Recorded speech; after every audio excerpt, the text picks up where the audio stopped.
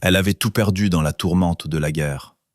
L'Ouest sauvage devait lui offrir une renaissance, une page blanche.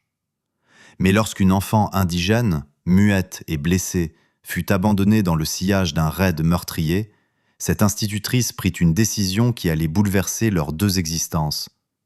Ce qu'elle ignorait alors, c'était que la fillette portait en elle une histoire bien plus douloureuse et puissante que quiconque n'aurait pu l'imaginer.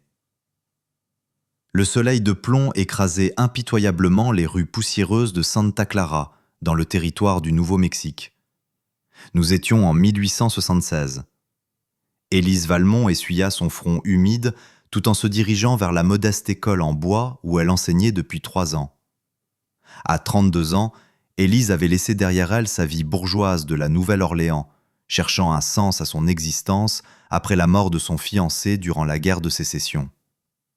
L'Ouest lui avait offert un nouveau départ, bien qu'elle se sentît perpétuellement comme une étrangère. « Mademoiselle Valmont !»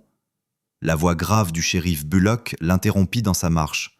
« Nous avons des ennuis. »« Que se passe-t-il, shérif ?»« Une bande de maraudeurs a attaqué la ferme des Duroy la nuit dernière. Ils l'ont réduite en cendres. » L'estomac d'Élise se noua. « Les Duroy ? Leurs 2 enfants sont mes élèves. » « Les enfants ?» demanda-t-elle, redoutant la réponse. « Le garçon n'a pas survécu, » lâcha le shérif d'un ton lugubre. « Monsieur et Madame Duroy non plus. La cavalerie est à la poursuite du groupe de guerre en ce moment même. » Il marqua une hésitation, triturant le bord de son chapeau. « Il y a autre chose. Ils ont trouvé une jeune fille indienne, peut-être 8 ou 9 ans, cachée dans le lit de la crique, non loin de là. Elle est blessée. Le docteur Leblanc dit qu'elle ne faisait pas partie des assaillants. Probablement abandonnée par les siens. Personne ne sait quoi en faire. »« Où est-elle maintenant ?» s'enquit Élise. « Au cabinet du docteur. L'armée veut l'emmener à la réserve dès que son état sera stable. Mais les gens d'ici sont furieux. Certains parlent de vengeance. » Élise comprit immédiatement le sous-entendu glaçant. « Je veux la voir », déclara-t-elle fermement. Au cabinet médical, Élise découvrit une petite silhouette recroquevillée sur un lit de camp, dans la pénombre. Les yeux noirs de la fillette étaient emplis de méfiance, guettant chaque mouvement tel un animal acculé. Un bandage entourait son bras gauche et des ecchymoses marbraient son visage émacié.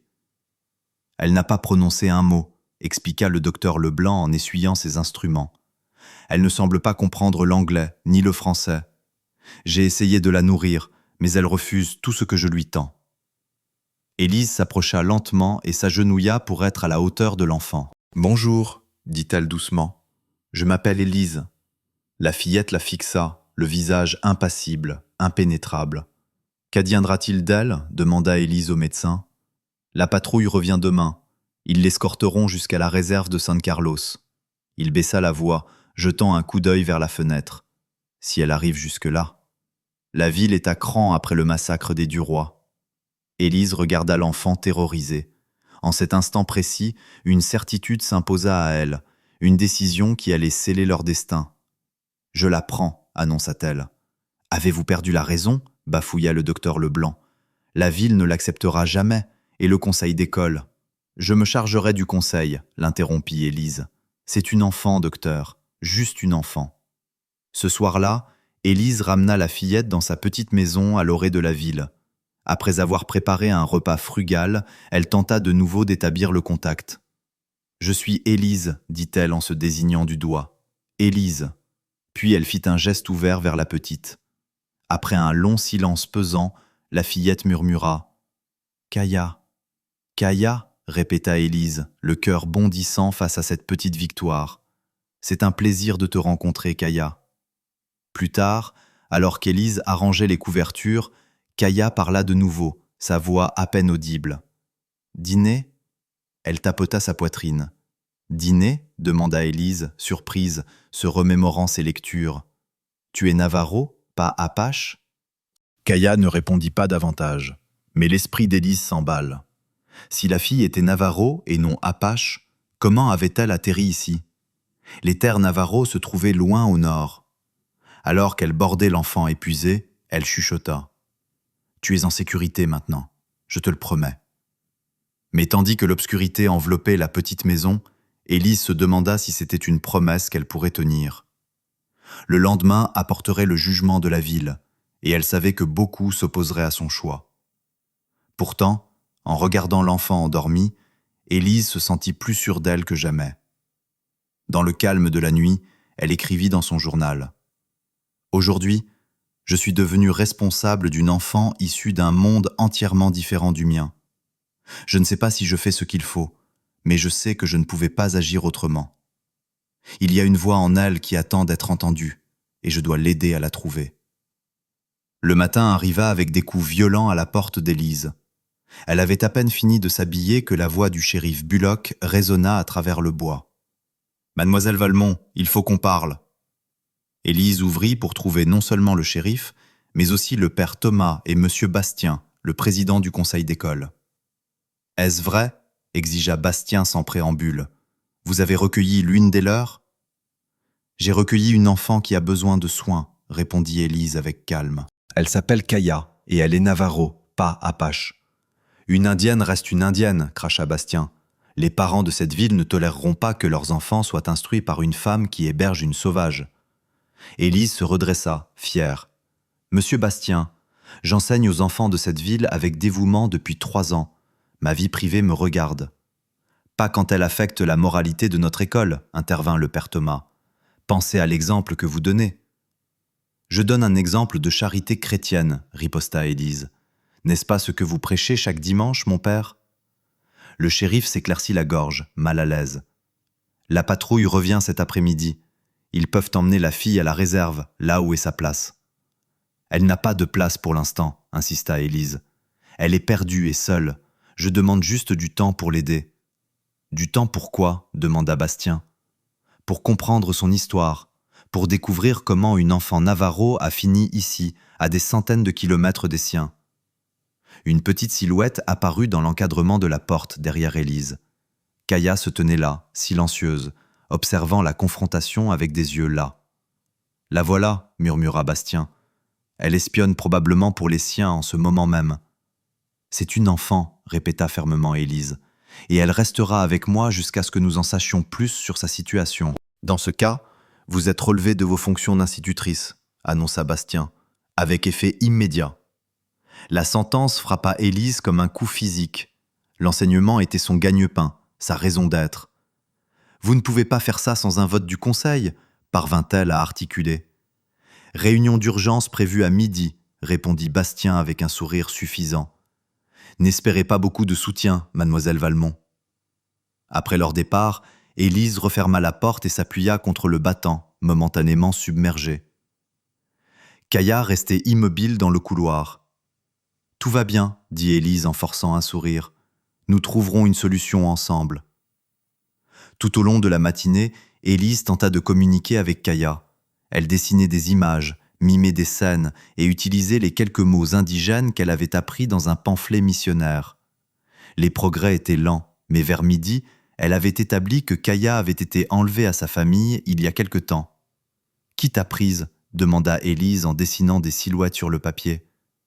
Kaya prit le crayon et dessina plusieurs hommes portant ce qui ressemblait à des uniformes militaires. « Des soldats ?» demanda Élise, troublée. La fillette hocha la tête. Lorsque midi approcha, Élise fit face à un dilemme. Elle devait assister à la réunion du conseil pour défendre son poste, mais ne pouvait laisser Kaya seule. On frappa à la porte, révélant une alliée inattendue, la veuve Marthe, sa voisine. « J'ai entendu parler de votre situation, » dit la vieille femme. « Tout le monde en ville n'est pas d'accord avec Bastien. Je resterai avec la petite pendant que vous irez à votre réunion. »« Merci, » souffla Élise, sincèrement surprise. « Elle s'appelle Kaya. Elle ne parle pas beaucoup notre langue. »« Ne vous inquiétez pas pour ça, » répondit madame Marthe. « J'ai élevé 6 enfants. Je sais comment être avec un petit qui a besoin de réconfort. » La réunion du conseil fut tout ce qu'Élise avait redouté. Bastien avait rallié les éléments conservateurs de la ville contre elle. Seul M. Duval, l'épicier, et le docteur Leblanc prirent sa défense. « Le vote est de 4 contre 2, annonça Bastien avec satisfaction. Mademoiselle Valmont est démise de ses fonctions jusqu'à ce qu'elle remette l'enfant indienne aux autorités compétentes. Élise rentra chez elle vaincue, mais non brisée. Elle trouva Madame Marthe en train d'apprendre à Kaya à tricoter, les deux assises en bonne compagnie malgré la barrière de la langue. « Comment cela s'est-il passé » demanda Madame Marthe, bien que son expression suggérât qu'elle connaissait déjà la réponse. « Comme prévu, » répondit Élise, « j'ai perdu mon poste. »« Pour l'instant, » dit fermement la vieille dame, « mais les esprits peuvent changer, les cœurs aussi. » Ce soir-là, une fois la veuve Marthe partie, Élise déploya une carte du territoire sur la table de la cuisine.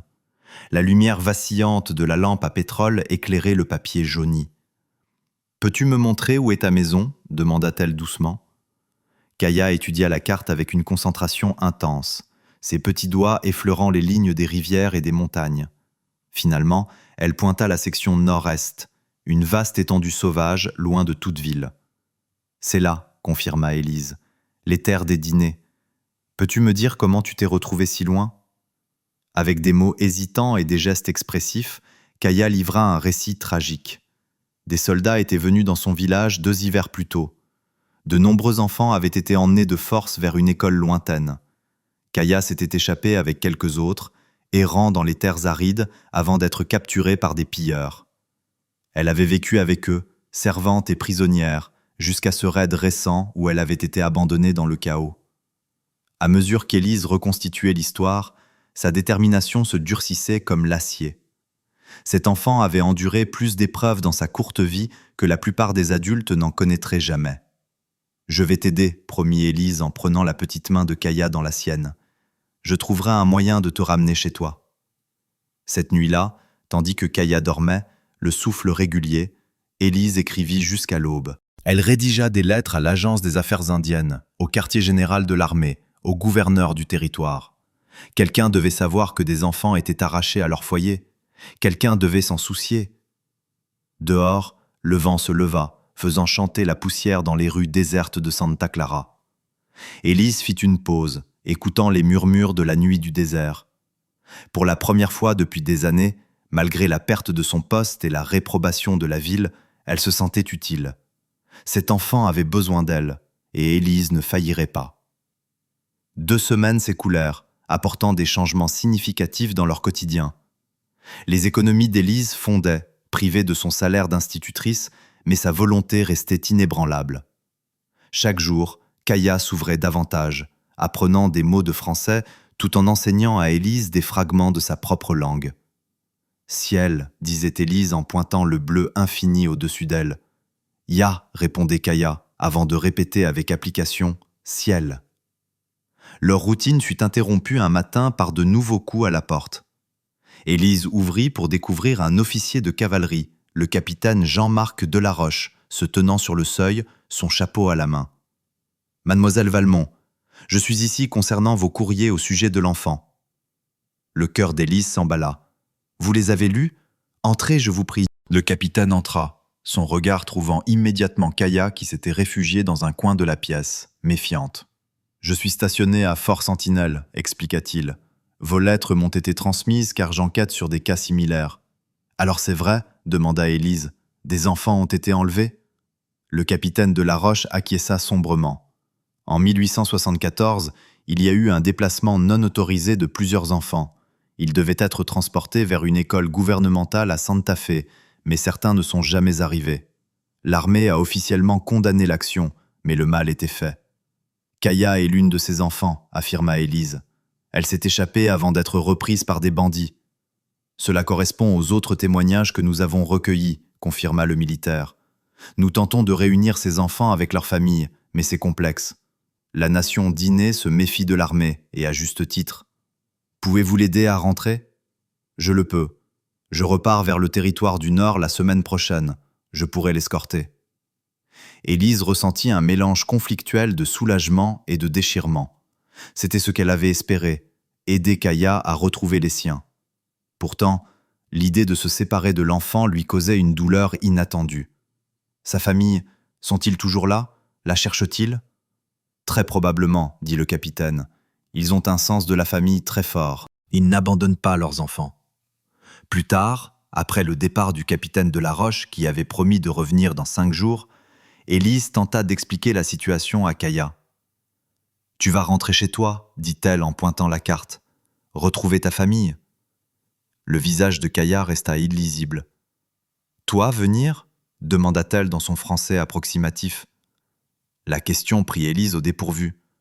Je ne sais pas si je peux. Cette nuit-là, le sommeil fuyait Élise.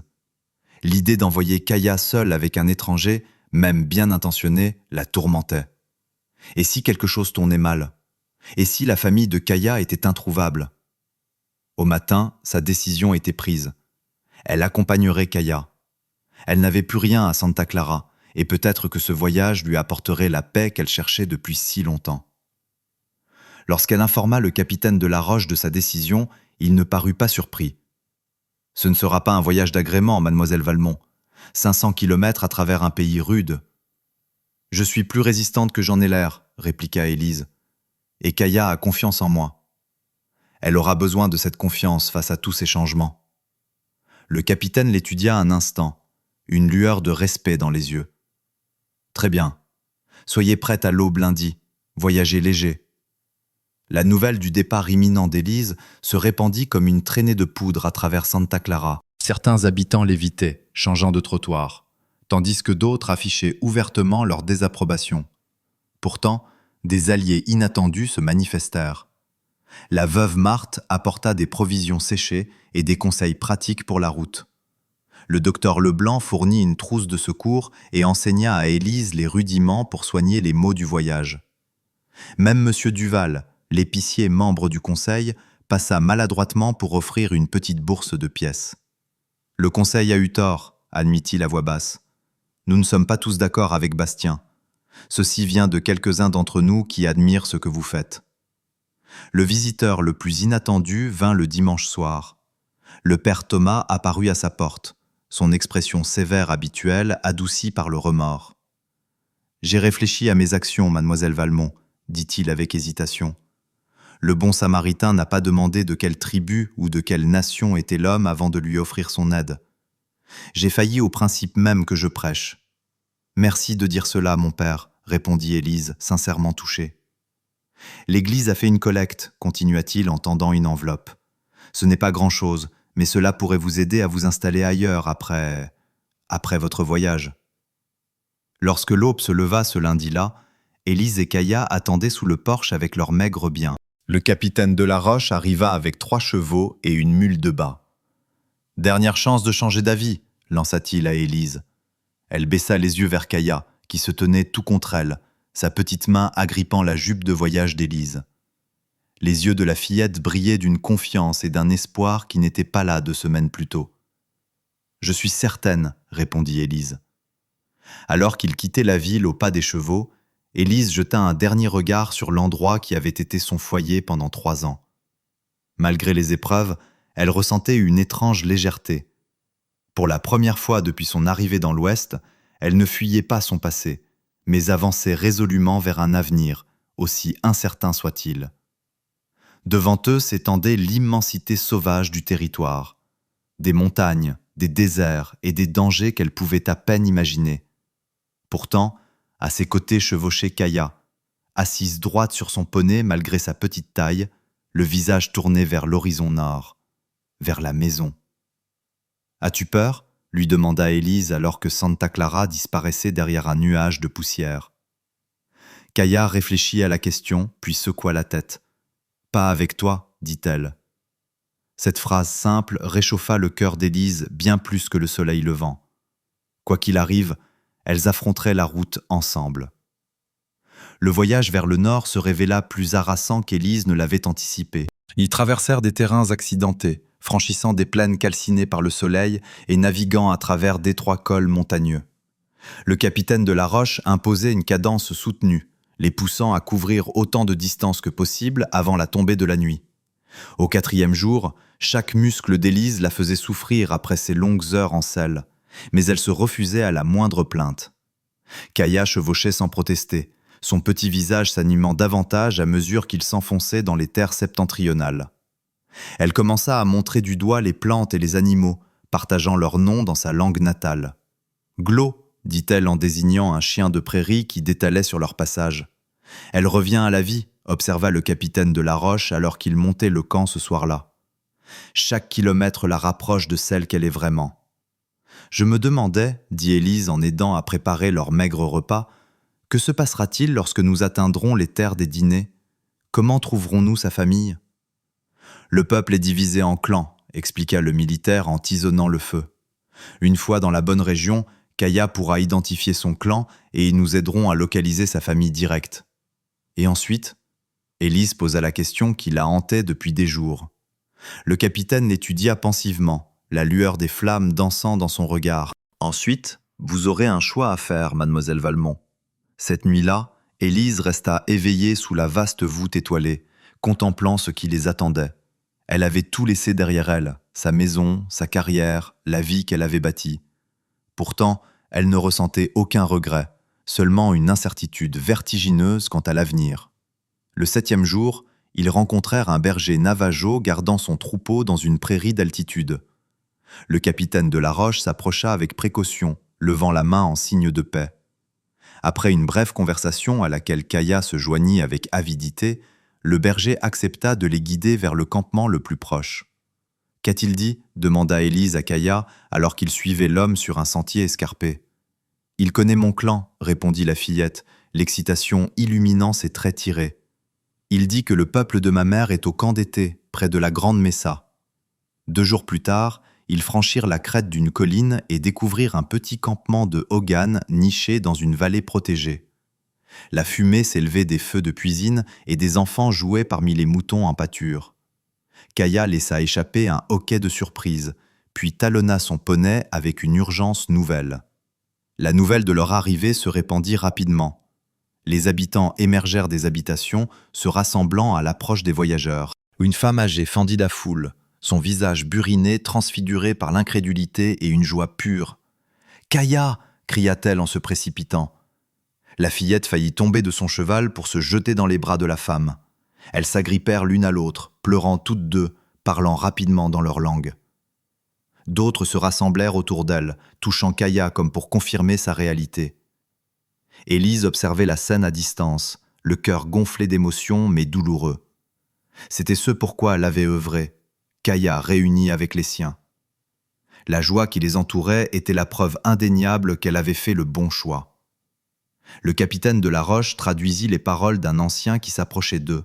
« Il dit que vous avez ramené leur fille perdue, que vous avez rendu un espoir qu'ils croyaient éteint à jamais. » Ce soir-là, la communauté organisa une célébration. Élise s'assit près du feu, regardant Kaya évoluer parmi son peuple, retrouvant une appartenance qui transcendait le langage et le temps de la séparation. L'enfant était transformé, animé d'une vivacité qu'Élise n'avait jamais vue auparavant. Alors que la fête battait son plein, Kaya vint s'asseoir près d'Élise et lui prit la main. « Ma grand-mère dit que tu as un bon cœur, dit-elle dans son français qui s'améliorait de jour en jour. Elle demande ce que tu vas faire maintenant. » C'était la question qu'Élise avait soigneusement évitée. « Je ne sais pas, admit-elle. Je dois trouver un nouvel endroit, peut-être une nouvelle école où je pourrai enseigner. » Kaya conféra avec sa grand-mère, leur conversation intense et rapide. Finalement, elle se tourna de nouveau vers Élise. « Grand-mère dit que tu peux rester, » annonça Kaya. « Notre instructeur est parti il y a 2 lunes. Les enfants ont besoin d'apprendre la langue des Blancs, la lecture, les chiffres. Tu pourrais enseigner ici ?» Élise fut stupéfaite. « Ici ? Mais je ne connais pas vos coutumes ni votre langue. »« Je t'aiderai, » dit Kaya simplement. « Tu m'as aidé à trouver ma voie. Maintenant, je t'aide à trouver la tienne ici. » Plus tard, le capitaine de la Roche trouva Élise debout à l'écart, le regard perdu dans les étoiles. « L'ancien m'a approché, dit-il. Ils sont sérieux. Ils veulent une institutrice. Le gouvernement leur en promet une depuis des années, mais personne n'est jamais resté. Ils vous voient différemment. Quelqu'un qui a respecté leur enfant, leur voix. »« Je ne suis pas qualifié pour enseigner à leurs enfants leur propre culture, protesta Élise. »« Non, convint-il, mais vous pouvez enseigner ce que vous savez tout en apprenant d'eux. Ce ne sera pas facile, mais vous ne semblez pas choisir les chemins faciles, mademoiselle Valmont. » Le lendemain matin, Élise se réveilla tôt et marcha jusqu'à la lisière du campement. Le soleil se levait juste au-dessus des mesas lointaines, peignant le paysage d'or et d'ambre. Cet endroit ne ressemblait en rien à la Nouvelle-Orléans ou à Santa Clara. Il était plus sauvage, plus élémentaire. Kaya la trouva là, venant se tenir silencieusement à ses côtés. « Pars-tu aujourd'hui » demanda la fillette. Élise baissa les yeux vers elle, ne voyant plus l'enfant terrorisé du cabinet médical, mais une jeune personne solidement enracinée dans son identité et sa communauté. En quelques jours à peine, Kaya avait reconquis son héritage. Pourtant, une inquiétude persistait dans ses yeux alors qu'elle attendait la réponse. « Que voudrais-tu que je fasse » demanda Élise. « Reste » dit Kaya sans hésitation. « Enseigne, apprends, trouve ta place. » La simplicité de l'invitation toucha Élise au plus profond de son âme. Toute sa vie, elle avait cherché un but, un endroit où elle compterait vraiment. Peut-être l'avait-elle enfin trouvé dans ce coin inattendu du monde. « J'aurais tant à apprendre » dit Élise pensivement. « Je t'enseignerai, promit Kaya, comme tu m'as enseigné. » Plus tard dans la journée, alors que le capitaine de La Roche préparait son départ, Élise s'approcha de lui pour lui faire part de sa décision. « Je reste » annonça-t-elle. « Du moins pour l'instant. » Il hocha la tête, nullement surpris. « Je m'en doutais. J'informerai l'agence que vous servez comme institutrice du campement. Cela pourrait même vous garantir une petite allocation. »« Merci, » dit Élise, « pour tout. » Alors qu'elle le regardait s'éloigner, Élise sentit une petite main se glisser dans la sienne. Kaya se tenait près d'elle, un pont vivant entre deux mondes. « Viens, dit l'enfant. Grand-mère veut te montrer où l'école peut être. » Ensemble, elles marchèrent vers le centre du campement où les enfants jouaient et les anciens se reposaient à l'ombre. Élise sentait les regards curieux sur elle, mais percevait aussi une acceptation grandissante. Ce voyage avait commencé par un refuge offert à une enfant perdue, mais à présent, c'était cet enfant qui la guidait vers un nouveau foyer. Ce soir-là, Élise écrivit dans son journal. « Aujourd'hui marque le début d'un nouveau chapitre. Je suis venue dans l'Ouest en quête d'un but, et je l'ai trouvé de la manière la plus inattendue. Kaya a eu un jour besoin de ma voix pour parler en son nom. Désormais, elle parle non seulement pour elle-même, mais aussi pour moi, me guidant dans un monde que je n'aurais jamais imaginé pénétrer. Nous avons toutes deux trouvé nos voies, et ensemble, nous apprendrons à les utiliser en harmonie. »